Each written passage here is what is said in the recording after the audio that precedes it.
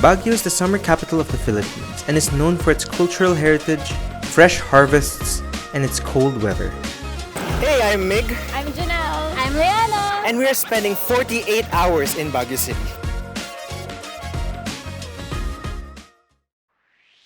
So the first stop on our Baguio adventure is Bakehouse, where we're gonna have breakfast. And if you wanna know more about that, we have another video about all the food we're eating here in Baguio. Check that out. Bakehouse is a warehouse turned bakery. After a long drive from Manila, this is the fuel we needed to start our adventure.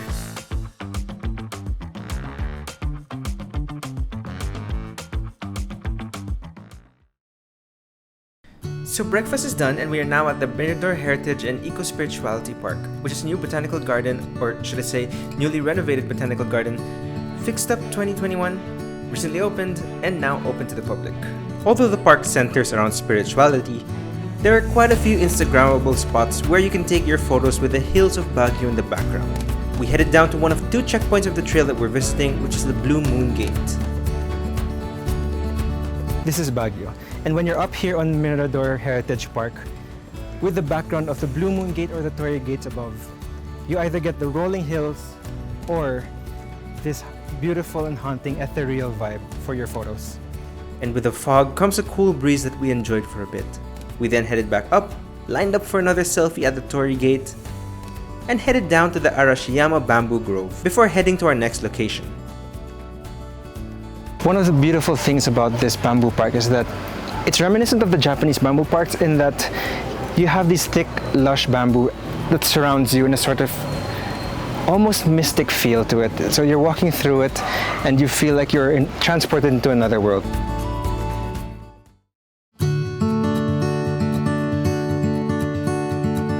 So one thing you can expect when you go to Baguio is to have a meal with a view. But one thing that might surprise you is to have a meal where your geek heart is also filled. And that's Cantina.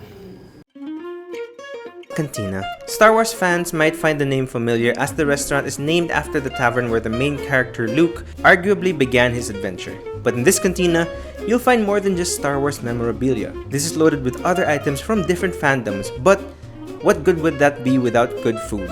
We had some adobo flakes, some do-it-yourself ramen, and a glass of blue ternate lemonade to wash it all down. So I was told that the flowers that were served with the drink, this nasturtium, is edible. So here I go. If they say it's edible, I'm kind of scared. I don't think. Okay. There's more flavor than I thought. Okay, there's a spice that comes after. You get a hit of bitterness, you get a hit of spice, you get a hit of a bit of sweet. Not knowing what you're getting into, it will surprise you. Nasturtium. Wait, lumalabas sa nose ko.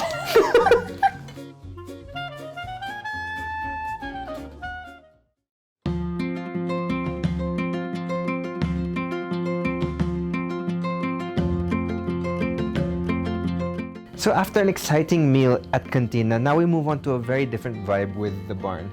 This is a more cozy feel, so I'm excited to have a warm meal with friends in this cold Baguio weather.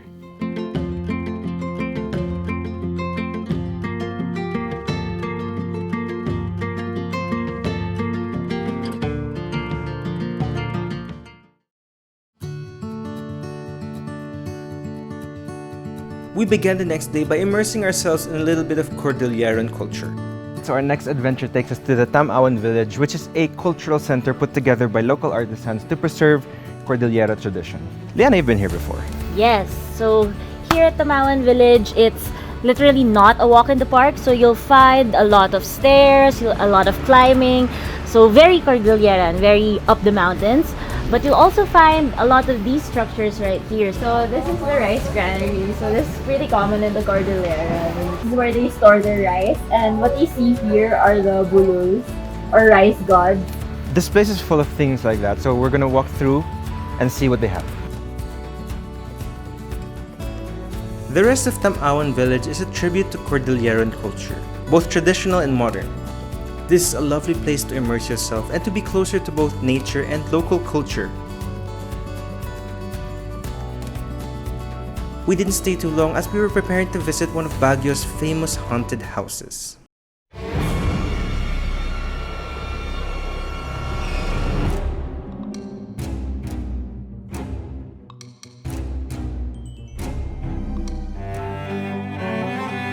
This is Joseph's at the Laperal House, a heritage house turned fine dining establishment. So we are now at Joseph's at Laperal House, where we're gonna have our lunch. What's nice about this is, dining in the modern age, you still get that old school Baguio feel. That's because the Laperal House has a history of being renovated into a museum and now into a restaurant, but still staying true to its roots. We at Spot.ph love history, culture, and food, so of course this is where we're having our lunch. And for lunch, we had a 4-course meal of appetizers, soup, main courses, and dessert. This is a new vibe for the famous Laperal House, but I think it wears the new look very well. Just a few minutes from Joseph's is the famous Botanical Garden. So now here we are in the Baguio Botanical Garden, which is a vibrant open space with lush colors and beautiful flowers, and you can stop and smell the roses. These are not roses, but we'll find them later.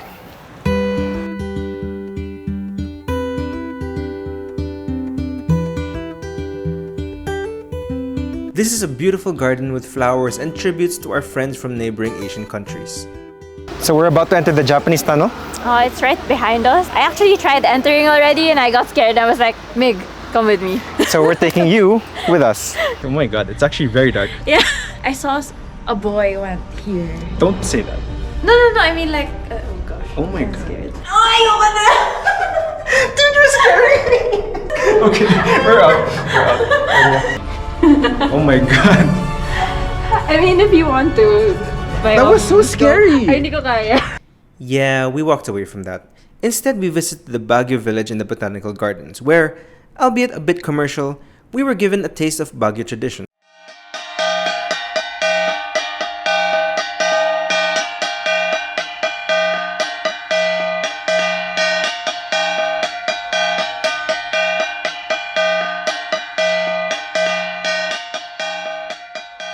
More than just the outfits, we got to do a sort of photo op in a dressed-up shack.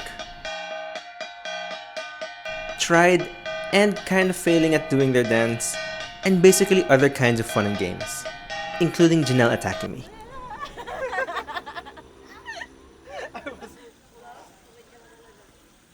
And that was the Botanical Garden experience, with one last surprise before we left.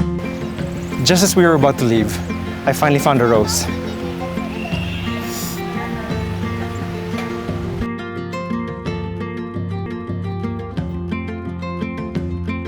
We capped off the night with the Baguio Mountain Man and his family.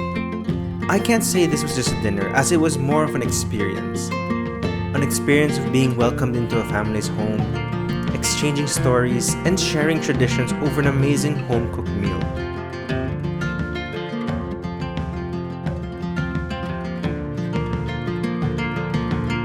There really is so much more to say than I can fit into this quick feature, so keep an eye out here in this channel for their stories soon.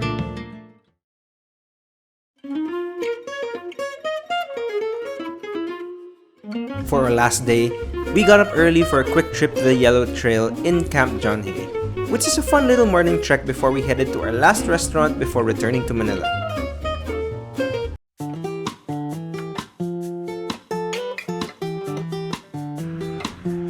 So one last stop before heading back to Manila, and what better way to end the Baguio trip than at Gypsy Baguio by Chef Waya. Our final meal was a great one, which included fresh produce, salted egg pork, and an amazing set of desserts. We loved each dish, and if you want to know more, stay tuned to Spot.ph for the full video about our experience here. But for now, all good things must come to an end. And that was our trip to Baguio. What a beautiful city. It's a place that I will definitely be coming back to. So leave in the comment section down below what you would like to see us do when we return.